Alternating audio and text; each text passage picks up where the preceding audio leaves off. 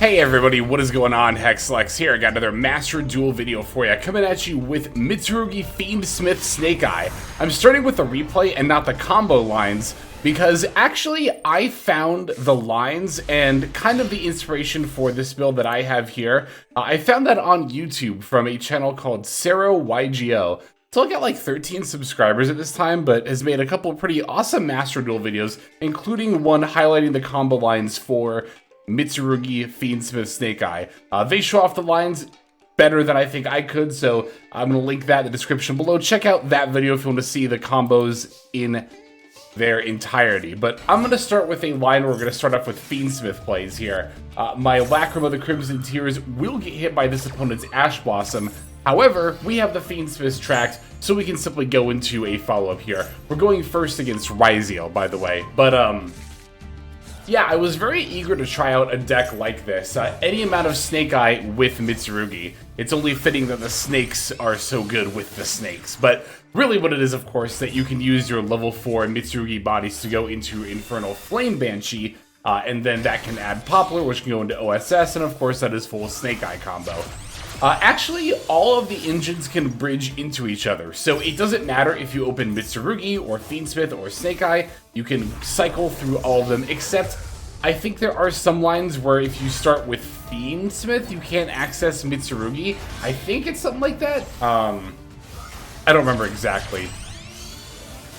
But here I'm showing off how we can access Mitsurugi all of the time. Oh, no, this is how you access Mitsurugi when you start with Fiendsmith.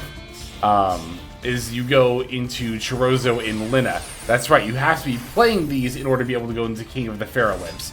This is actually something I've done in Snake Eye in the past, but I definitely think that it's a lot better in this build than it has been in the past, because getting that extra level 4 body and going into a rank 4, I think becomes, you know, much more important. Alright, so yep, we've done all the Fiendsmith stuff, and now we're moving on to the Mitsurugi plays.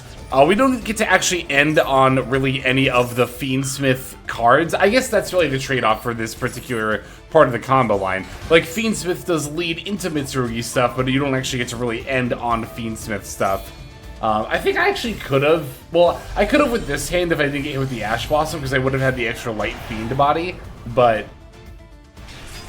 oh well. We got hit with a hand trap, we had an extender. I won't complain too much. Alright, we need to revive the Hamakiri here, go for the prayers, tribute the Murakumo. The deck is actually quite big, I will say, in order to accommodate all these engines. For my deck, I'm playing 48 cards. The video I found by YGO was a 60 card build, which honestly might be better in the grand scheme of things, but I wanted to see how low I could trim it down while still maintaining good ratios. And at 48 cards, we actually played 20 starters in this deck, 20 starters. And I think we're at 17 hand traps. No, it's 16 because I had to take one out to be able to fit in the Diabell Star, the Snake Eye Diabell Star, that is, because I forgot that initially. But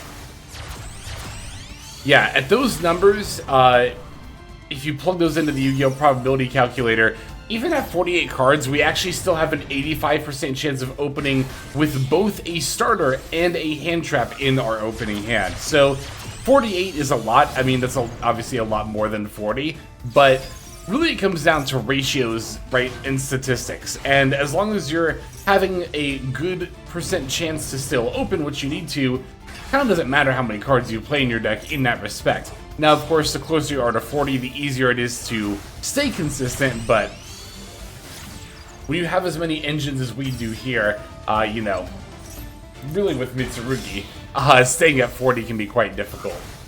That's something you'll notice in a lot of Mitsurugi decks. A lot of them tend to go over 40, and usually in pretty decent ways over 40. And that's usually just because, again, you're so consistent, right? So yeah, we can end on the format Appaloosa. We have the Murakumo, we have the Flamberge, we have the IP Masquerena, we have the Prayers. And that's pretty consistently what your end board is going to always look like, right? Now here, my opponent's going to start with 7th Tachyon. Murakumo gets to activate, forcing to discard the Ryzeal Plasma Hole. They're going to add an extra Ryzeal from deck to hand. And I really like they have to put a card back here. Now here I intentionally used Requiem first, to see if I can bait an Ash Blossom or a Call By. Sure enough, my opponent has one, and then I'm gonna max C. I want to do all that before the X Ryzeal comes out, but definitely wanted to Requiem here first to bait out any potential max C counters, because everything that counters max C, pretty much everything, is gonna hit the Requiem there as well. So yeah, I mean, I don't even think I really had to explain just how locked into the win we were for that game there.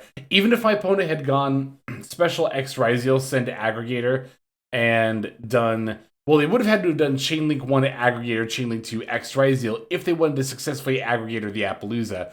But then, of course, I would have negated the search, and they would be another extender. I still had Imperm, I still had IP, I still had the Murakumo board wipe. It was all, yeah, definitely a very easy dub for us moving forward.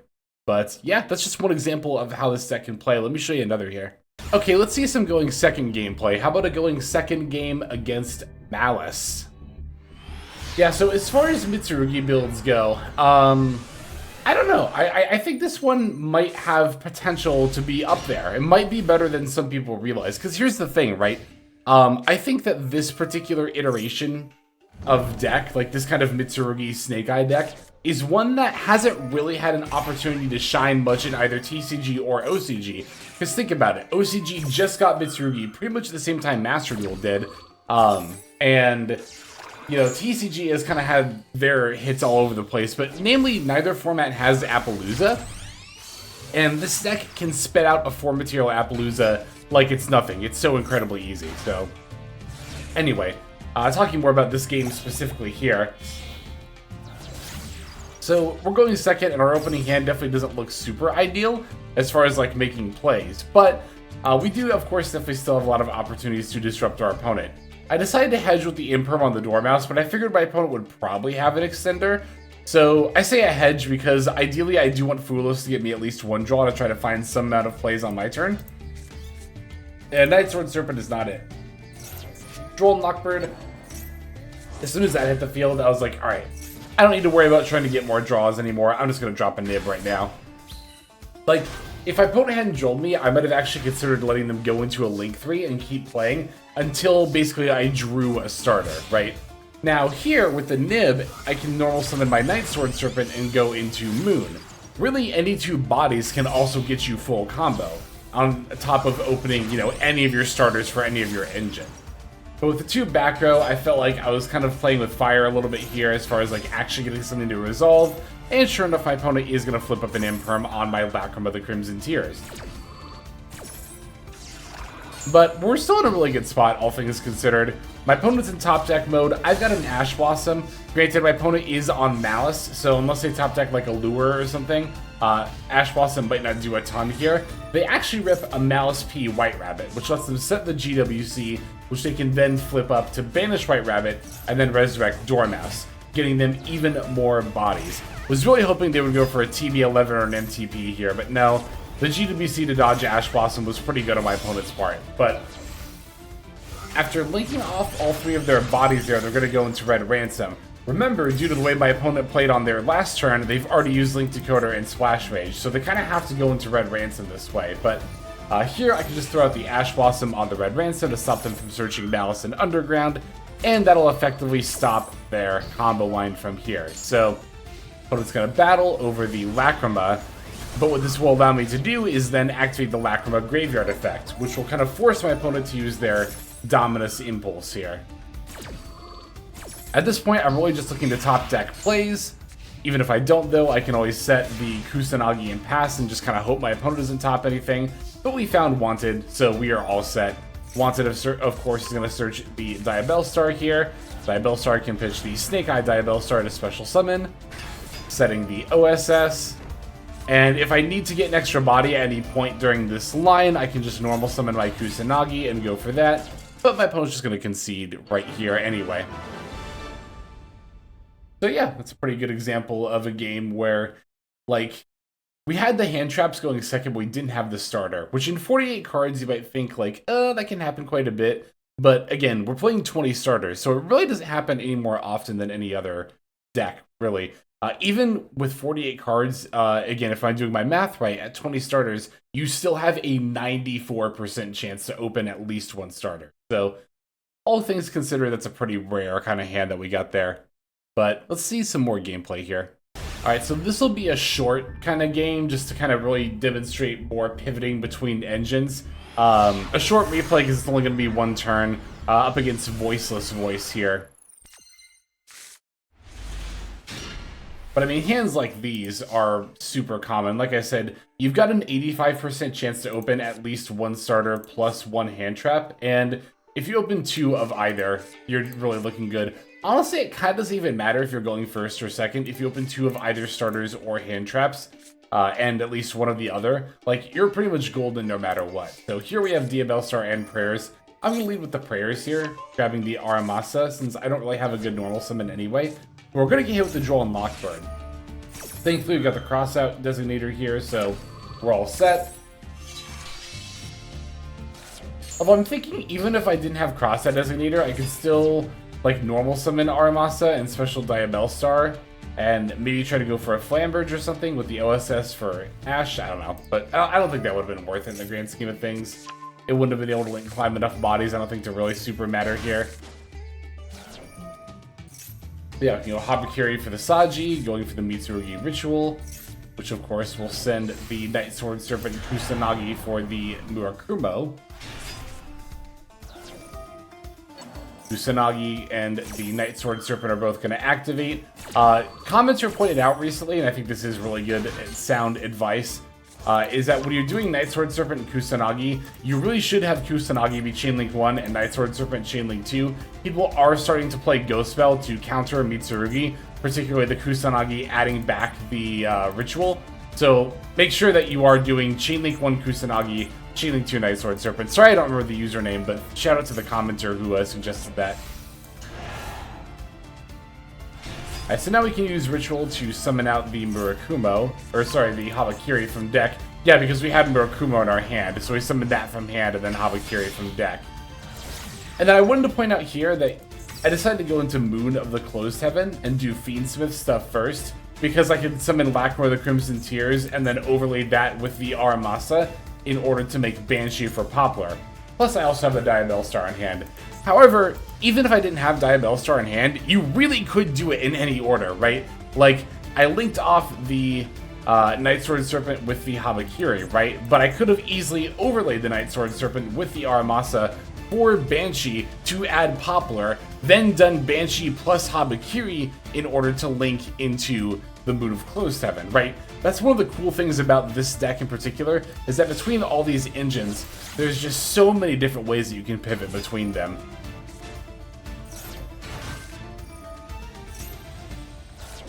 Yeah, so there's Lacrima sending the Engraver. I really should just let this play out, because basically it's going to be the line I just explained here, but yeah, I wanted to go Banshee for Poplar at this point, that way I could link Engraver plus Banshee into the sequence, but my opponent seeing me pivot into Snake Eye stuff, I think really realized how screwed they actually were, and decided to just go ahead and concede right here. So, alright, got one last duel to show you before we finish off and go into the deck breakdown.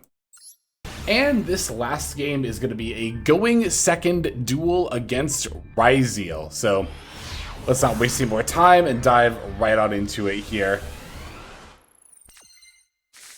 Alright, going second, and hand's looking pretty solid. I mean, we got Maxi and Ash Blossom.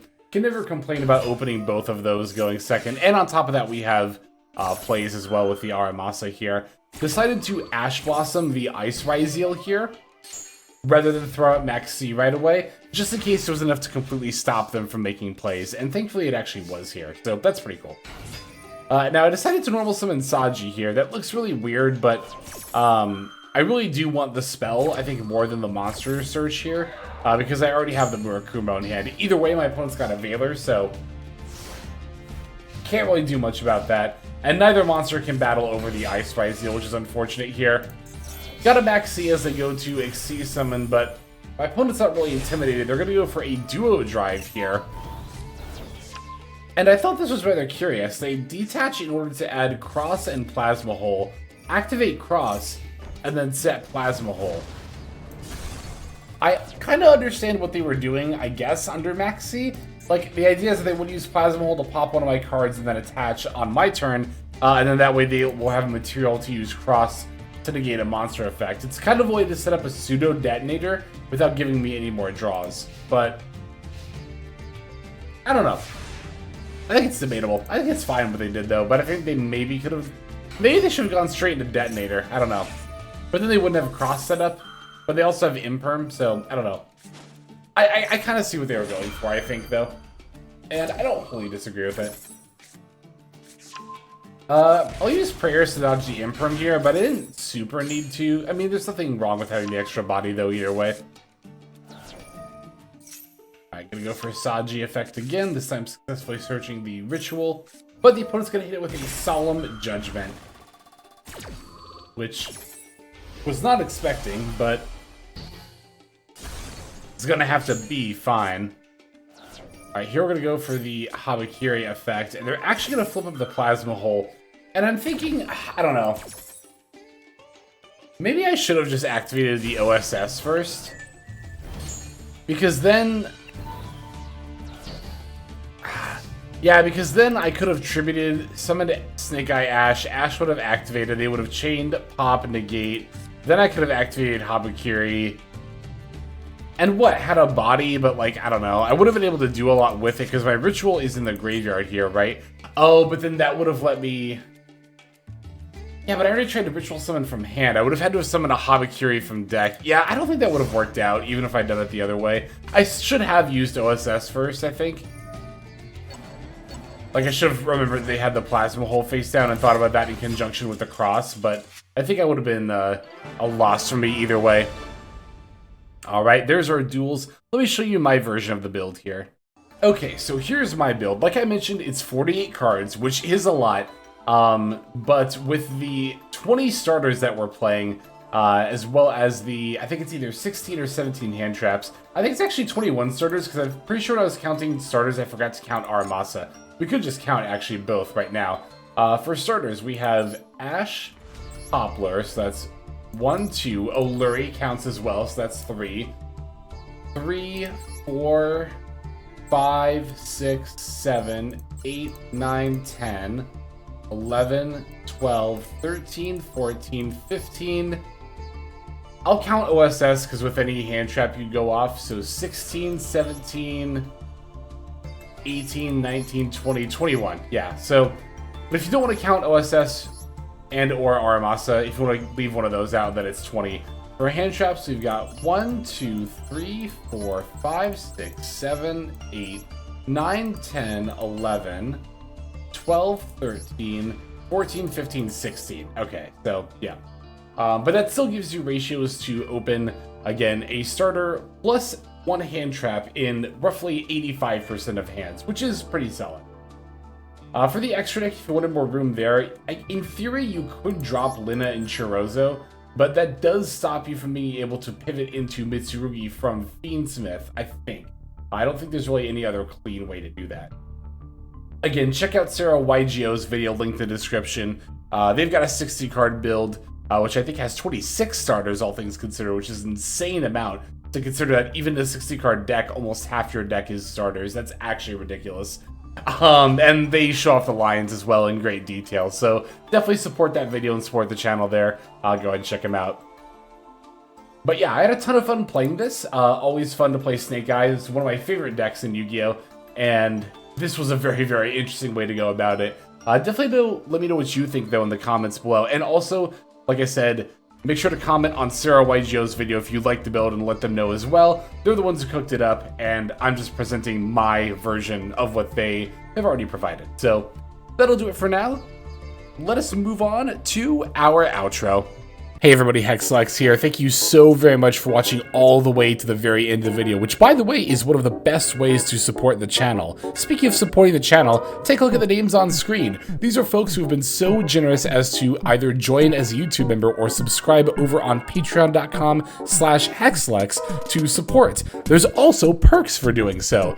If you would like to see YouTube videos early, as well as some exclusive videos that get uploaded to YouTube, but for one reason or another I decide not to publish, definitely go ahead and hit that join button to see content early, as well as some exclusive content. If you're looking for more exclusive content, over on patreon.com, I upload exclusive videos that are not posted on YouTube just about every single day. Whether you choose to subscribe over on Patreon, join as a YouTube member, or simply continue to watch, your support is greatly appreciated. Thank you so very much. But for now, this is Hexlex. I am signing out, and I hope that you have a fantastic day.